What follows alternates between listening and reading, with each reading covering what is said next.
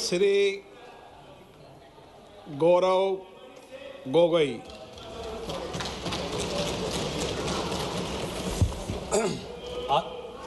आदरणीय अध्यक्ष महोदय, मैं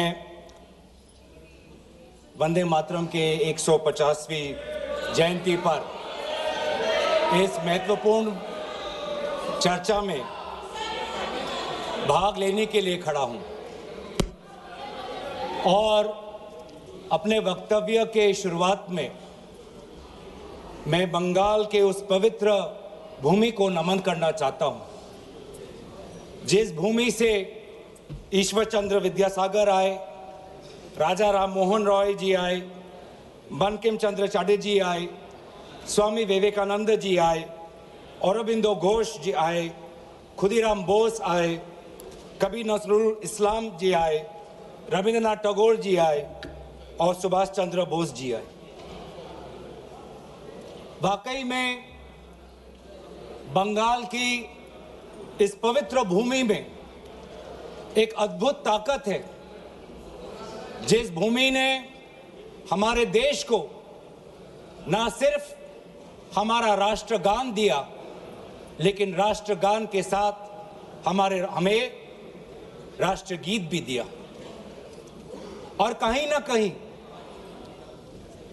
मैं इस समय पर, क्योंकि स्वतंत्रता सेनानियों का उल्लेख किया गया, स्वतंत्रता संग्राम का उल्लेख किया गया, उस समय के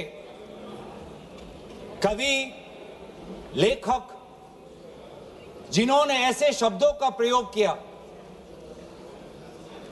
ऐसे कविताएं रची, ऐसे गीत रची, जिन गीतों के साथ, जिन शब्दों के प्रेरणाओं के साथ लाखों के तादाद पर स्वतंत्रता सेनानियों ने अंग्रेजों का जुल्म सहने की ताकत मिली। वे ऐसे शब्द थे, वे ऐसे गीत थे, वंदे मातरम, रविंद्रनाथ टैगोर जी के Where the mind is without fear, वो गीत झंडा ऊंचा रहे हमारा, वो गीत सरफरोशी की तमन्ना, वो गीत विद्रोह, वो गीत इंकलाब जिंदाबाद, वो स्लोगन करो या मरो, जय हिंद, सत्यमेव जयते, भारत छोड़ो। ऐसे कई नारे थे, ऐसे कई गीत थे, जिन गीतों ने, जिन शब्दों ने हमारे स्वतंत्रता संग्राम में हमारे भारत के समाज को ताकत दी। वंदे मातरम के इतिहास की और उसकी जंग की बात आदरणीय प्रधानमंत्री मोदी जी ने की। हाँ, जो मंगल पांडे का जो विद्रोह था, उस विद्रोह के विफलता के बाद भारत में एक बेचैनी थी और अंग्रेजों का जुल्म और बढ़ गया था। और ऐसे वक्त में 1872 में बंकिम चंद्र चटर्जी ने, जो पूरे बंगाल में जो रेनेसांस चल रहा था, जो भाषा के संदर्भ में जो एक क्रांति चल रही थी, उस क्रांति में वो भी एक महत्वपूर्ण धारा थी।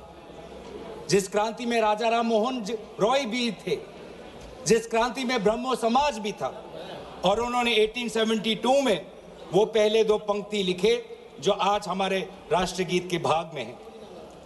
1872-75 के बाद लगभग 9-10 सालों के बाद उन्होंने आनंद मत लिखा, जहां पर उन दो पंक्तियों में उन्होंने और कई पंक्तियां जोड़ी। और आनंद मत के संदर्भ में लिखा गया,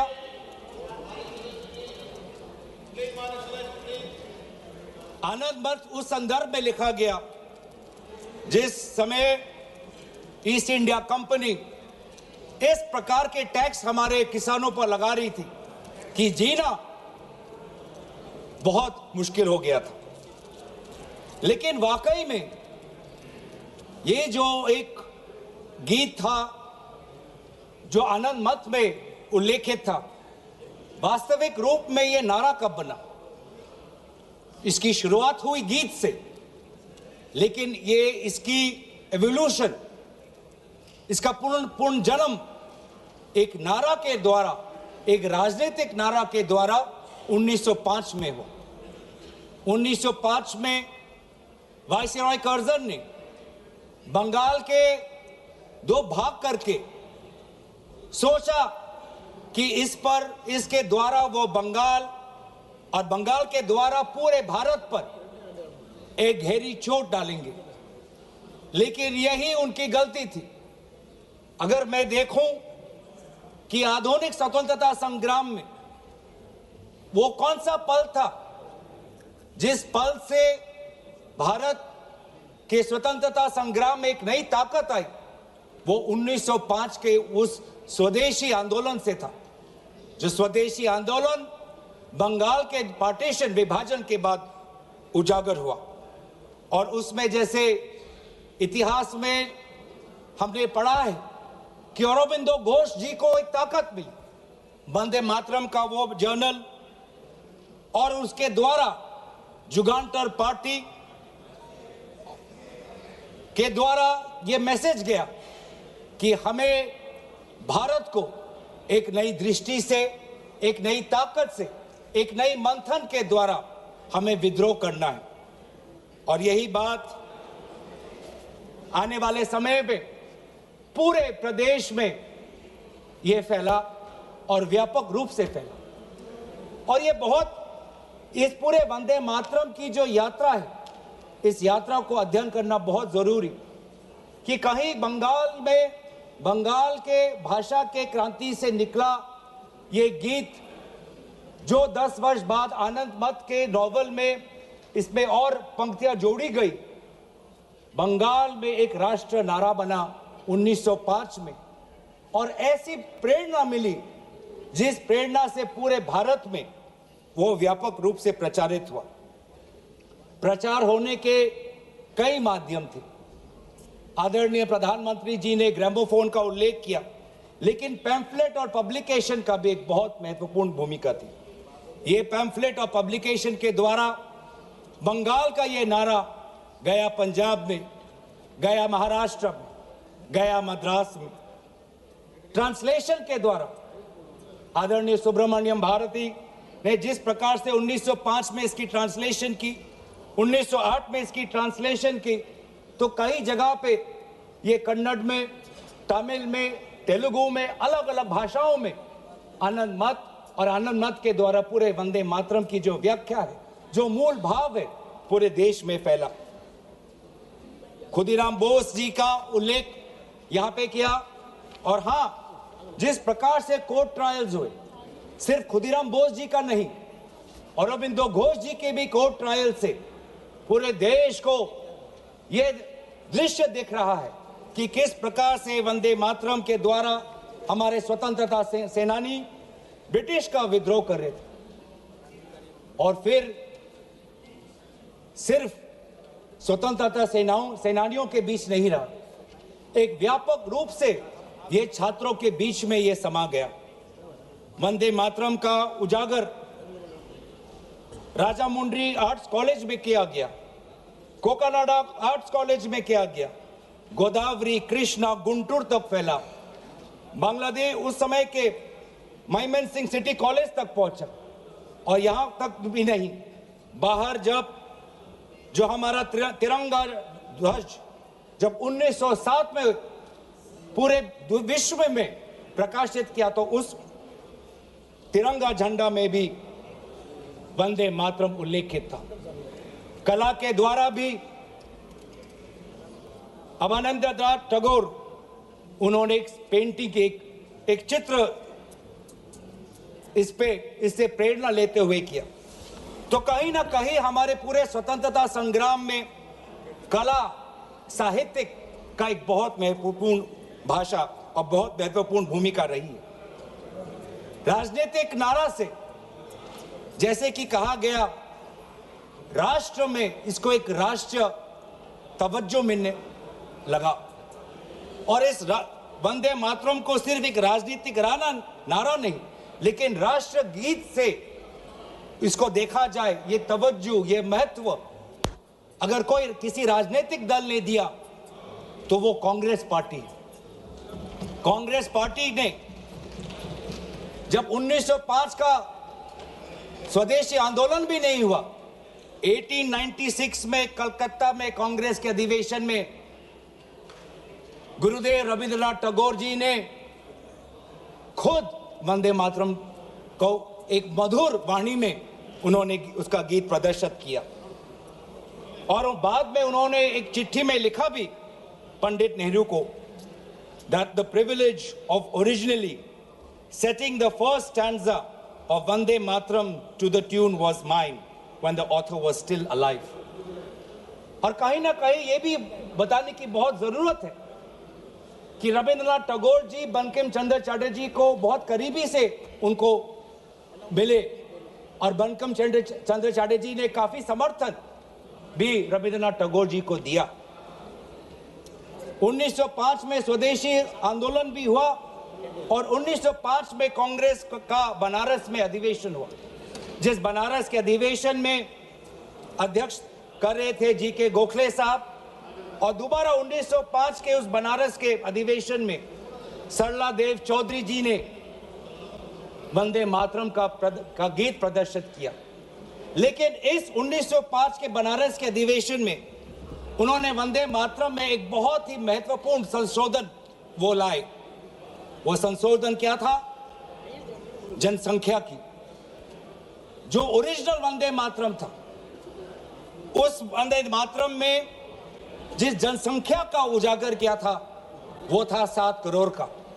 क्योंकि उस समय बंकिम चंद्र चटर्जी जिस संदर्भ में लिख रहे थे तो वो बंगाल के संदर्भ में लिख रहे थे, जिसमें बिहार भी था, उड़ीसा भी था, असम भी था, और इसीलिए उस संदर्भ में उन्होंने लिखा 7 करोड़। लेकिन जब 1905 में बनारस का अधिवेशन हुआ, उस 1905 के अधिवेशन में सरला देव चौधरी जी ने उस 7 करोड़ को 30 करोड़ करके पूरे एक राष्ट्र का तवज्जो वंदे मातरम को दिया। और वैसे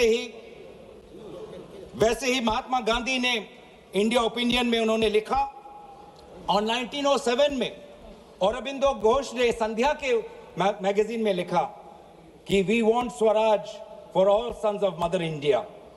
what we want is that Hindus and Muslims both should come together to bring about swaraj in unison. फिर अभी आप बात आते हैं जो मूल बात आदरणीय प्रधानमंत्री मोदी जी ने कही। आज उनके पूरे भाषण को मैंने बहुत गौर रूप से सुना और उनके पूरे 1 घंटे के भाषण का 2 उद्देश्य था। पहला उद्देश्य यह था कि उनके बातों को सुनकर ऐसे लग रहा था कि आपके राजनीतिक पूर्वज खुद ब्रिटिश के खिलाफ लड़ रहे थे। ऐसे लग रहा था कि आपके राजनीतिक पूर्वज ने ब्रिटिश के खिलाफ विभिन्न आंदोलनों में भाग लिया। तो ये जो इतिहास को दोबारा लिखने की, रिवाइज करने की जो मंशा आज प्रधानमंत्री मोदी जी के भाषण में मुझे सुनाई दी। सर, मैं आपके साथ तो मैं तर्क वितर्क करने आया नहीं हूं। और दूसरा जो उद्देश्य था कि एक राजनीतिक रंग इस पूरे वंदे मातरम के चर्चा को देने का था। उन्होंने उजागर किया कांग्रेस वर्किंग कमेटी का और पंडित नेहरू जी का। और ये एक आदत है सर, ये मेरे पास एक टेबल है कि जब जब प्रधानमंत्री मोदी जी किसी भी विषय पे बोलते हैं तो पंडित नेहरू जी का नाम कितने बार लेते हैं और कांग्रेस पार्टी का नाम कितने बार लेते हैं। मैं बस एक ही उदाहरण देना चाहता हूं कि इससे पहले ऑपरेशन सिंदूर का डिबेट में हमने आदरणीय प्रधानमंत्री मोदी जी को सुना। क्या आप जानना चाहेंगे कि पंडित नेहरू का नाम कितने बार उन्होंने लिया? 14 बार। ऑपरेशन सिंदूर पे 14 बार उन्होंने पंडित नेहरू का नाम लिया। और कांग्रेस पार्टी का कितने बार? 50 बार। वैसे ही जब संविधान का 75th एनिवर्सरी मनाया जा रहा था तब 10 बार पंडित नेहरू जी का नाम लिया और 26 बार कांग्रेस पार्टी का। उस प्रकार से जब 2022 में जब राष्ट्रपति अभिभाषण पे प्रधानमंत्री मोदी जी अपना बात रख रहे थे तो 15 बार पंडित नेहरू का नाम लिया। रेफरेंस 2020 में, सर मैं आपके साथ तर्क वितर्क नहीं करने आया सर। 2020 में जब राष्ट्रपति अभिभाषण पर प्रधानमंत्री मोदी जी ने भाषण दिया तो 20 बार पंडित नेहरू का नाम लिया।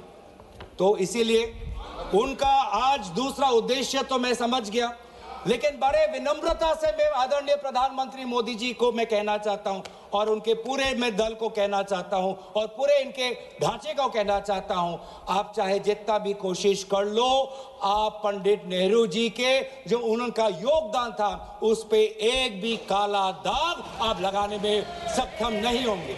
आप चाहे पूरे कोशिश कर लो, आप एक भी उन पे काला दाग लगाने में आप सफल नहीं होंगे। हाँ, कांग्रेस वर्किंग कमेटी में और उससे पहले मुस्लिम लीग का विद्रोह था। मुस्लिम लीग ये कहना चाहती थी कि पूरा वंदे मातरम को बहिष्कार करना चाहिए, पूरे वंदे मातरम को बहिष्कार करना चाहिए। लेकिन मुस्लिम लीग को यह अधिकार कहां से मिला? और क्या मुस्लिम लीग के अनुसार हमारा देश चलेगा? क्या मुस्लिम लीग के अनुसार क्या कांग्रेस पार्टी चलेगी? कतई नहीं।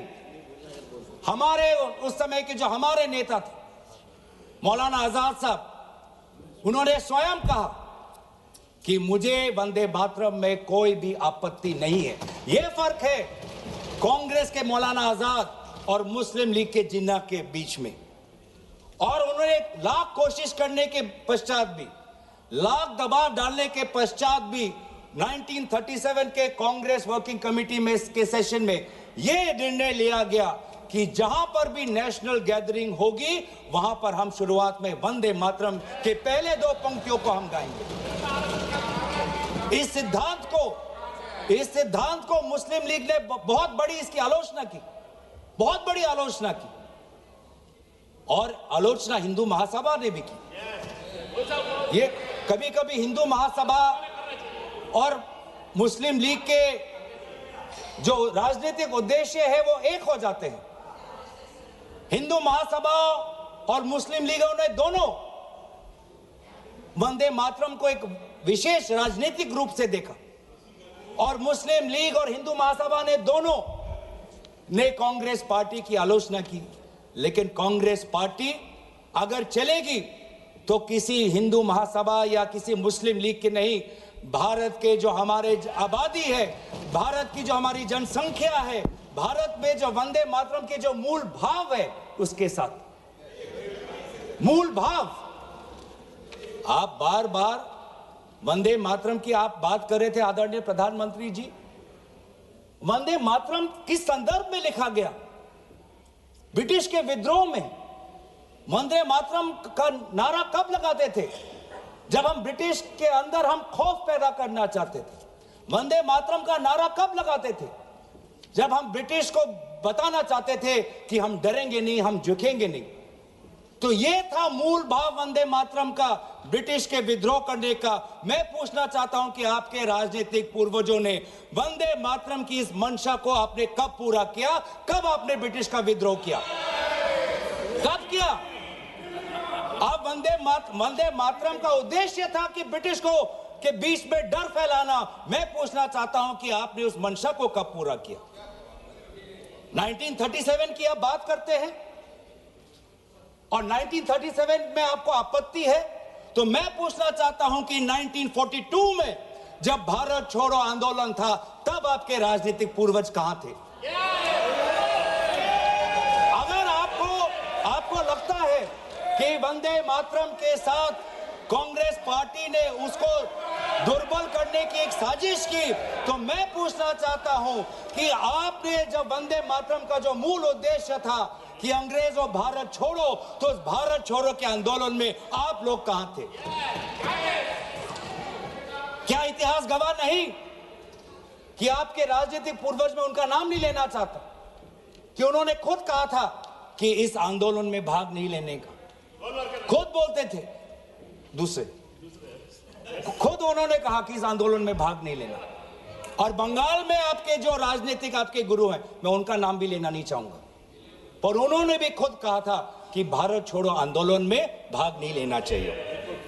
तो अब वंदे मातरम की बात करते हैं, स्वतंत्रता सेनानियों की बात करते हैं, प्रोपेगेंडा करने की कोशिश करते हैं। जो कांग्रेस वर्किंग कमेटी पंडित नेहरू ने जी के सबके साथ जो विचार विमर्श किया, उसमें सब शामिल थे। उसमें शामिल थे रविंद्रनाथ टैगोर जी, जिन्होंने स्वयं कहा कि जो पहले दो स्टैंजाज हैं वो इतने मधुर हैं, उसमें इतनी ताकत है, जो पूरा सारांश है वंदे मातरम का वो पहले दो स्टैंजाज में। और पंडित नेहरू जी ने भी उस वर्किंग कमेटी में कहा, उस रेजोल्यूशन में, पंडित नेहरू जी को मैं कोट करना चाहूंगा, the words Vande Mataram became a slogan of power which inspired our people and a greeting which ever reminds us of our struggle for national freedom. ये है पंडित नेहरू जी और कांग्रेस पार्टी की मूल भाव वंदे मातरम के पक्ष में।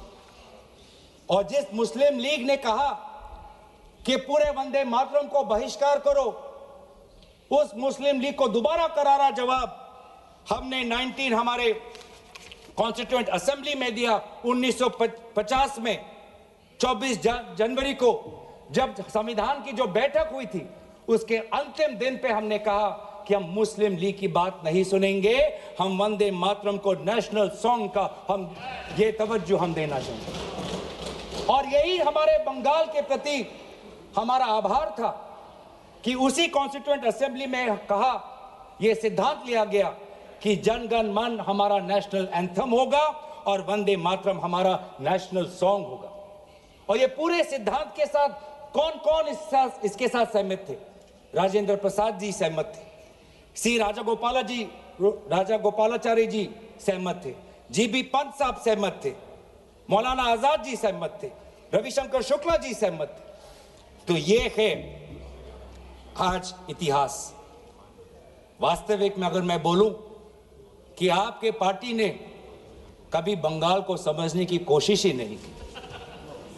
सत्ता के लालच में आपने कभी बंगाल को समझा ही नहीं।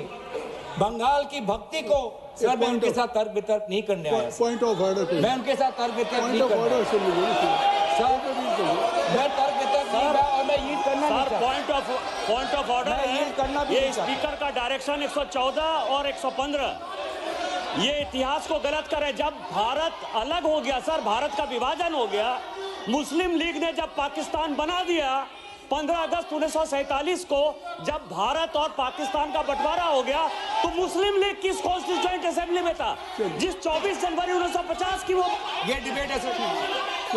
अगर आप मुझे बोलने देंगे तो मैं इनसे कहूंगा कि जैसे हमने आदरणीय मोदी जी को सुना, आप भी सुनने का धैर्य रखें। धैर्य की कमी मत दिखाइए, संयम की कमी अब मत दिखाइए। हमने संयम दिखाया, हमने धैर्य दिखाया, अब आपकी बारी है। आपने बंगाल को कभी समझा नहीं, आपने बंगाल की भक्ति को नहीं समझा, आपने बंकिम चंद्र चटर्जी को नहीं समझा। बंकिम चंद्र चटर्जी की जो विचार थे, ये पूरा जो विज्ञान को लेके जो उनके विचार थे, एक फ्री इंडिया को लेके जो उनकी विचार थी, आपने नहीं समझा। आपने रविंद्रनाथ टैगोर जी को नहीं समझा। आपके लिए तो सब कुछ बांग्लादेशी। रविंद्रनाथ टैगोर जी ने 1905 में अमार सोनार बांग्ला लिखा। आप इतिहास नहीं जानते, आपने रविंद्रनाथ टैगोर जी का इतिहास नहीं पढ़ा। और जब कहीं आपको अमार सोनार बांग्ला आपको सुनाई पड़ता है तो आपको सिर्फ बांग्लादेशी सुनाई पड़ता है। लेकिन जिस समय वो लिखा गया, बंगाल के पार्टीशन में जो दुख, जो वेदना, अमार सोनार बांग्ला, मेरे जो सुनहरे बंगाल के प्रति जो भाव था, उसको आपने नहीं समझा। आप कभी दिल्ली में अगर बंगाली भाषा सुनते हैं तो उसको भी बांग्लादेशी कह देते हैं, उसको भी आप बांग्लादेशी कह देते हैं। जो वास्तविक में बंगाल लोगों की जो समस्या है, असम में बंगाल लोगों की जो डी वोटर की समस्या है, आज 10 साल आपका डबल इंजन हो गया, आपने असम में डी वोटर की समस्या को समाधान नहीं किया। असम में बंगाल के लोग आज अपने आप को भारतीय नागरिक कहना चाहते हैं, लेकिन आपने ऐसा कानून लेके आए हैं, आप असम में बंगाल के लोग अपने आप को भारतीय नागरिक नहीं, अपने आप को बांग्लादेशी का प्रमाण सरकार को देना पड़ रहा है। ये है आज। इसीलिए ना आप बंगाल को समझे, ना आपने राष्ट्र को समझा। ये हम कह रहे हैं ना, राष्ट्रगीत, इसमें जो राष्ट्र है, आपने कभी राष्ट्र को समझने की कोशिश नहीं, क्योंकि ये राष्ट्र जो है एक संघीय ढांचे पर निर्भर है और इसमें कई प्रकार के राष्ट्रभक्ति हैं। आज अगर भारत एक मजबूत राष्ट्र है, वो इसलिए है क्योंकि इसमें ना सिर्फ बंगाल की राष्ट्रभक्ति समाई हुई है, इसके साथ तमिल की भी राष्ट्रभक्ति समाई हुई है, इसके साथ असम की राष्ट्रभक्ति समाई हुई है, इसके साथ पंजाब की राष्ट्रभक्ति समाई हुई है, इसके साथ केरल की राष्ट्रभक्ति समाई हुई है, इसके साथ कर्नाटका तेलंगाना की राष्ट्रभक्ति समाई हुई है, इसके साथ नागालैंड उत्तर पूर्वांचल की राष्ट्रभक्ति समाई। लेकिन आपने कभी समझा ही नहीं। हमारे सारे प्रदेशों की राष्ट्रीय भक्ति समाई हुई है, तब जाके भारत को हम एक मजबूत राष्ट्र बना सकते हैं। आपने कभी हमारे राष्ट्र में धर्म अनेक, वो आप ले लीजिएगा अखिलेश जी, आप ले लीजिए। हमारे राष्ट्र में धर्म अनेक, हमारे राष्ट्र में भाषा अनेक, हमारे राष्ट्र में प्रांत अनेक, लेकिन हमारे राष्ट्र में राष्ट्र ग्रंथ सिर्फ एक, वो है हमारे भारतीय संविधान। वो है हमारे भारतीय संविधान। पैगंबर अनेक, धार्मिक ग्रंथ अनेक, मंदिर अनेक, लेकिन राष्ट्र निर्माण के संदर्भ में सिर्फ एक ही ग्रंथ, वो है संविधान। और इस संविधान की सुरक्षा हम आज भी कर रहे हैं। आज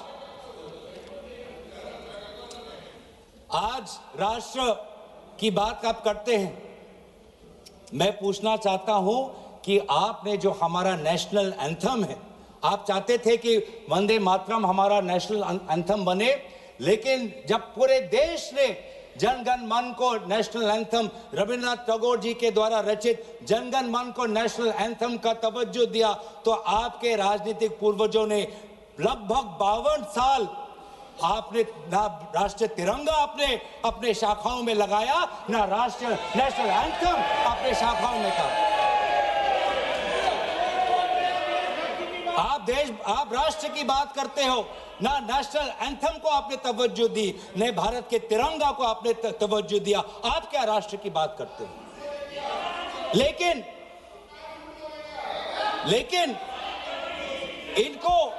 इनको सत्ता का, इनकी जो परिभाषा है सत्ता की, वो अलग है। इनको लगता है कि अगर सत्ता मिल गया तो पूरे राष्ट्र पर ये शासन चलाएंगे। ये लोग, यही फर्क है, मैं समझ, यही। धन्यवाद संजय जायसवाल जी, धन्यवाद, क्योंकि हमारे लिए सत्ता शासन का नहीं, हमारे लिए सत्ता सेवा का माध्यम है, सेवा का माध्यम। ये फर्क है। ये संजय जी को आप धन्यवाद दे रहे हैं। ये फर्क है। ये संजय जी को आप धन्यवाद। सर आपके साथ तो मैं नहीं करने, आपके साथ तो नहीं करना। ये फर्क है राजतंत्र और लोकतंत्र में। राजा शासन करना चाहता है और सेवक भारत के संविधान को सेवा करना चाहता है। ये फर्क है राजा और सेवक में। और आज यही हम देख रहे हैं कि आज हमारे भारत के लोग अनेक समस्या उठा रहे हैं, लेकिन उस समस्या का एक भी उल्लेख नहीं। सर आज अगर हम राष्ट्र की बात कर रहे हैं, राष्ट्र के प्रति हमारे भक्ति की बात कर रहे हैं, राष्ट्र के प्रति आपकी सेवा के लिए धन्यवाद। सभापति महोदय थोड़ा मुझे सुनिए। सभापति महोदय, मुझे हम राष्ट्र के प्रति हमारे कर्तव्य की बात के प्रति हमारे कर्तव्यों की हम बात कर रहे हैं। आज सदन पहली बार भारत के राजधानी में बम विस्फोरण हुआ, एक बार भी उसका उजागर आदरणीय प्रधानमंत्री मोदी जी नहीं किया। हम 150वीं जन्म जयंती वंदे मातरम की मना तो रहे, लेकिन क्या हम आज वर्तमान के भारत को सुरक्षा दे पा रहे हैं? क्या हमने दिल्ली के राजधानी में हमारे दिल्ली वासियों को हमने सुरक्षा दी? क्या हमने जम्मू कश्मीर में हमारे वहां के पर्यटकों को सुरक्षा दी?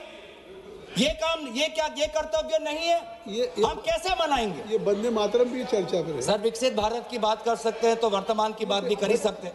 2047 की बात कर सकते हैं तो 225 2025 की बात भी कर सकते वंदे हैं। मातरम के 150 वर्षों की यात्रा का आज आलोचना तो आज हम सुरक्षा की बात करते हैं। आज हम सुरक्षा की बात करते किसी हैं। की आलोचना नहीं की। आज सभापति महोदय, प्रधानमंत्री ने किसी की आलोचना नहीं की। सभापति महोदय, सभापति महोदय, तो इसलिए वंदे मातरम तक रहे। सभापति महोदय, अगर वास्तविक में अगर 150वीं जन्म जयंती वंदे मातरम का पालन करना है तो हमें सुरक्षा देना होगा, स्वास्थ्य की सुरक्षा देनी होगी। आज दिल्ली में, पूरे उत्तर भारत में, गंगा तट पे जितने भी लोग हैं, किसान हो, श्रमिक हो, आज वो वायु प्रदूषण के कारण आज उनका वो सांस नहीं ले पा रहे। आज आप देखिए कि हमारे सीमाएं सुरक्षित है। पहलगाम के बाद आज पाकिस्तान के जो फील्ड मार्शल है वो हमारे अमेरिका के राष्ट्रपति के साथ बैठते हैं। पाकिस्तान और अमेरिका के बीच में और करीबी बात आ गई है और करीब हो गए हैं और आप लोग उस पर कुछ नहीं कह रहे। आज करेंसी, जब आपने एक टाइम पे कहा जब करेंसी बढ़ती है तो उम्र का उजागर है, आज तो भारतीय करेंसी। सर मैं आपके साथ मैं ऑपरेशन सिंदूर की चर्चा हो चुकी है, उस पर आप लोगों ने भी किया था और स्पष्ट कर दिया था। मुझे लगता है आज वंदे मातरम की 150 वर्षों की यात्रा है। आज इसको अगर इस चर्चा को किसी आरोप प्रत्यारोप से या विवादों से ऊपर रखें तो ज़्यादा अच्छा होगा। सर 150वीं जयंती तो वर्तमान में मना रहे हैं, तो वर्तमान में भारत के प्रति जो हमारे कर्तव्य है उसकी बात ना करें तो हम कैसे करें। और इसीलिए आज करेंसी, जिस करेंसी का आपने उजागर किया कि करेंसी जब बढ़ती है तो किसी का उम्र का उदाहरण मिलता है, आज तो 100 तक पहुंच गया करेंसी। तो ना वायु प्रदूषित है, ना वायु से हम सुरक्षित है, ना करेंसी हमारी सुरक्षित है, ना हमारी सीमा सुरक्षित है, ना हमारे दिल्ली में हम सुरक्षित है, ना जम्मू कश्मीर और लद्दाख में जो सुरक्षा उनको मिलनी चाहिए, जो राजनीतिक सुरक्षा मिलना चाहिए, जो संपूर्ण राज्य का दर्जा मिलना चाहिए, जो यूटी का दर्जा मिलना चाहिए, ना उनको हम दे पा रहे हैं। आज ना हमारा उद्योग सुरक्षित है। आज मोनोपोलीज के कारण आज आम ग्राहक आज बड़े बड़े उद्योगपति के पैर पे आज पड़ा हुआ है। इंडिगो के आज हम देख रहे हैं कि एक मोनोपोली आई, जिस मोनोपोली के कारण आज आम व्यक्ति आज रो रहा है। आज एक आम व्यक्ति आज उसके घर उजड़ गए। आपसे हमने ऐसे एक मिनट सुन लें, आपसे आग्रह करता हूं कि स्वयं ऑनरेबल स्पीकर ने कहा था कि आज जो हम चर्चा कर रहे हैं ये केवल वर्तमान के लिए नहीं, आने वाली पीढ़ियों के लोग भी आज की इस चर्चा से प्रेरणा लेंगे। देखिए, आपकी इस चर्चा से प्रेरणा लेंगे और मुझे लगता है कि आपको बहुत से अवसर मिलेंगे जब आप आलोचना कर सकते हैं, आरोप प्रत्यारोप कर सकते हैं, लेकिन आज की चर्चा कम से कम मैं आपसे धन्यवाद सर। वंदे मातरम राष्ट्र के प्रति हमारे कर्तव्य को उजागर कर, और आज तो हमारा वोट भी सुरक्षित नहीं है, आज तो हमारा वोटर लिस्ट भी सुरक्षित नहीं है।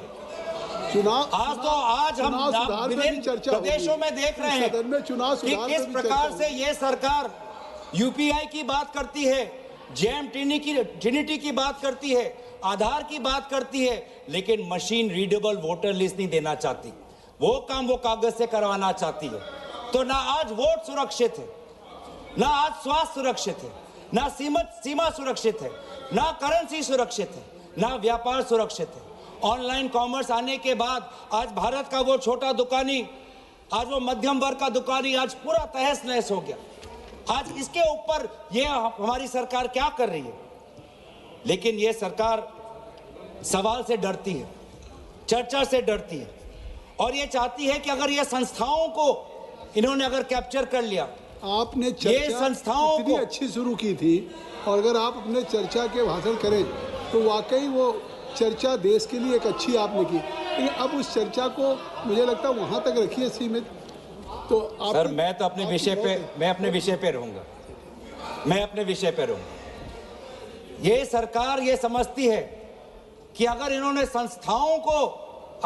संस्थाओं को जकड़ लिया तो भारत की जो हमारी जो सोच है, भारत के जो हमारी जो हमारी जो मूल्य हैं उनको भी जकड़ लेंगे, उनको भी कब्जा कर लेंगे। ये होने नहीं वाला।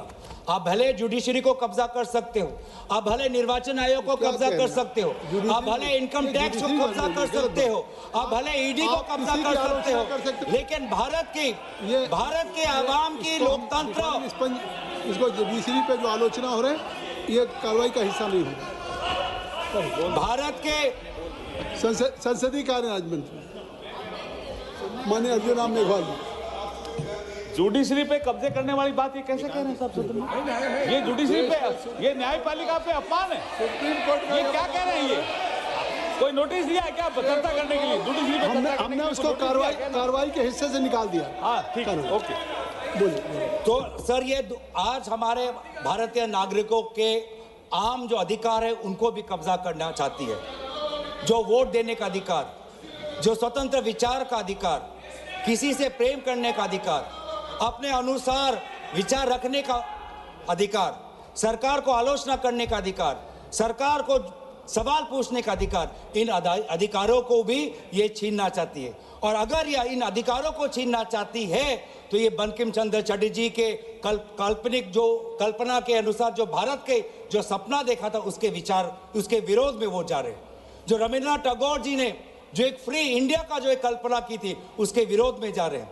तो इसीलिए आज ब्रिटिश तो रहे नहीं, लेकिन ब्रिटिश का divide and rule policy follow करने वाले आज भी कुछ राजनीतिक ताकत आज भी है। जिस प्रकार से ब्रिटिश ने सेडिशन का कानून इस्तेमाल कर भारत के वैचारिक जो हमारी स्वतंत्रता है उसको पकड़ने का काम किया, आज भी ऐसे कुछ राजनीतिक ताकत है जो सेडिशन के कानून के द्वारा हमारे ही नागरिकों को जेल में रख रही है। तो इसीलिए आज हम उन ताकतों को कहना चाहते हैं कि हमारी पार्टी और विपक्ष की पार्टी और इंडिया अलायंस भारत के हम आम नागरिक के साथ खड़े हैं। और हम आज भी प्रतिबद्ध हैं कवि रविंद्रनाथ टैगोर जी के उस वो महान पंक्ति के प्रति, जिन पंक्तियों को मैं अंत में उजागर करते हुए मैं अपने भाषण को समाप्त कर दूंगा। Where the mind is without fear, where the mind is without fear and the head is held high, where knowledge is free, where the world has not been broken up into fragments by narrow domestic walls, where words come out from the depth of truth, where tireless striving stretches its arms towards perfection, where the clear stream of reason has not lost its way into the dreary desert sand of dead habit, where the mind is led forward by thee into ever-widening thought and action, into that heaven of freedom, my Father, let my country awake। इन्हीं पंक्तियों के प्रति हम हमेशा कार्यबद्ध रहेंगे और यही कहते हुए मैं अपनी वाणी को समाप्त करना चाहता हूँ। धन्यवाद। जय हिंद, वंदे मातरम। अखिलेश यादव जी।